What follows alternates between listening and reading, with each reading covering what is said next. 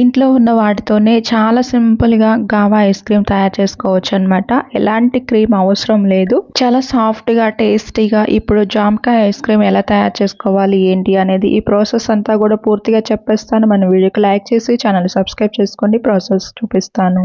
2 జామకాయలైతే పెద్దవే తీసుకొని ఇలా ముక్కలుగా కట్ చేసుకోవాలి. ఈ ముక్కలు మొత్తం కూడా 1 కప్ అయితే అయ్యాయన్నమాట. లోపల కూడా ఇత్తులు అనేది తీసుకోవాల్సిన అవసరం లేదు. ఇలా లోపల పింక్ కలర్‌లో ఉండాలి జామకాయ కూడా, అప్పుడు బాగుంటదన్నమాట.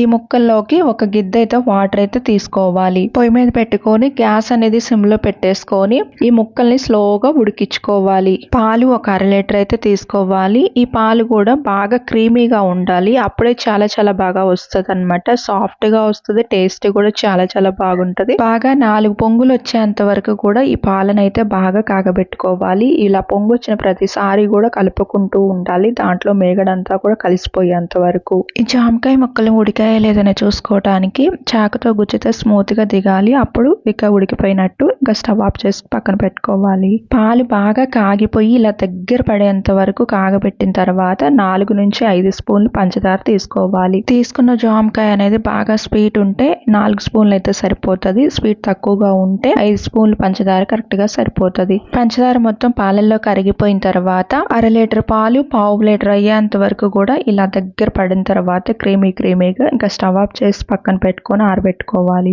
ఈ జామకాయ ముక్కలు కూడా చల్లారిపోయిన తర్వాత ఇంక ఇలా జార్లోకి తీసుకోవాలి. పెద్ద జార్లోనే తీసేసుకొని బాగా మిక్సీ పట్టుకోవాలి. దాంట్లో ఉన్న వాటర్ కూడా వేసుకొని, విడిగా అయితే వాటర్ అయితే వేయాల్సిన అవసరం లేదు. ఇప్పుడు దీన్ని ఒక్కసారి ఇలాగా ఫిల్టర్ చేసుకోవాలి. దీంట్లో జామకాయ ఇత్తులు ఆల్మోస్ట్ మిక్సీ పడిపోతాయి అన్నమాట. ఉడకబెట్టి మనం మిక్సీ వేసుకున్నాం కాబట్టి. ఇంకా కొంచెం పొలుగుగా ఏదైనా ఉంటే అది కూడా వచ్చేస్తుంది. అప్పుడే ఐస్ క్రీమ్ కూడా స్మూత్ గా ఉంటది. ఈ జామకాయ ఇత్తులు తీసుకొని చేసుకోవచ్చు, కానీ ఈ ప్రోటీన్ అనేది పోతుంది. ఇలా చేసుకుంటే ప్రోటీన్ కూడా వచ్చేస్తుంది మొత్తం కూడా.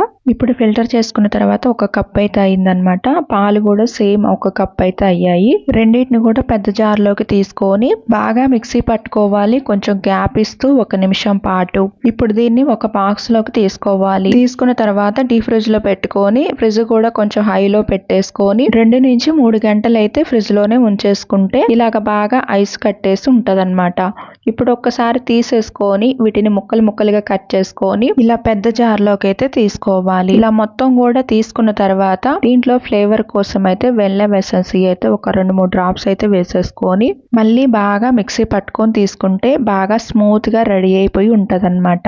ఇప్పుడు ఇలా క్రీమీగా రెడీ అయిన దాన్ని మళ్ళీ బాక్స్ లోకి తీసేసుకొని ఇప్పుడు ఈ ఐస్ క్రీమ్ పైన అయితే మనం టూటీ ఫ్రూటీ అయితే కలర్ఫుల్ కోసం అయితే తీసుకున్నాం. మీ దగ్గర పచ్చి జామకాయ ముక్కలు ఉంటే అవైతే తీసుకోవచ్చు, లేదంటే నట్స్ అయినా తీసుకోవచ్చు. ఫ్రిడ్జ్ హైలో పెట్టేసుకొని ఇంకా 4 నుంచి 5 గంటల్లో అయితే ఈ ఐస్ క్రీమ్ అనేది చాలా స్మూత్ గా రెడీ అయిపోయి ఉంటది అనమాట. చూసారు కదా, ఎలాంటి క్రీమ్ లేకుండా ఇంట్లో ఉన్న వాటితోనే చాలా చాలా సాఫ్ట్ గా టేస్టీగా ఉండే ఐస్ క్రీమ్ అనేది రెడీ చేసేసుకోవచ్చు. దీంట్లో ఎలాంటి క్రీమ్ కూడా మనం యూజ్ చేయలేదు, కానీ పాలు అనేది మాత్రం బాగా చిక్కగా ఉండాలి. అంటే క్రీమీ పాలై ఉండాలన్నమాట. అప్పుడే చాలా బాగుంటది. అలానే మనం చెప్పిన ప్రతి స్టెప్ కూడా మిస్ అవ్వకుండా ట్రై చేయండి. మీకు కూడా ఇలానే స్మూత్ గా వస్తుంది. పచ్చి జామకాయ ముక్కల్లో అయినా సరే, పండు జామకాయ ముక్కల్లో అయినా సరే లైట్ గా ఉప్పు కారం వేసుకుంటే చాలా చాలా బాగుంటది కదా. అలానే ఐస్ క్రీమ్ పైన కూడా ఇలా చల్లుకుంటే ఇంకా చాలా చాలా బాగుంటది. కావాలంటే ఇలానే ట్రై చేయండి, వద్దు అంటే స్కిప్ చేసేసేయండి. చాలా చాలా బాగుంటది ఇలా అయినా.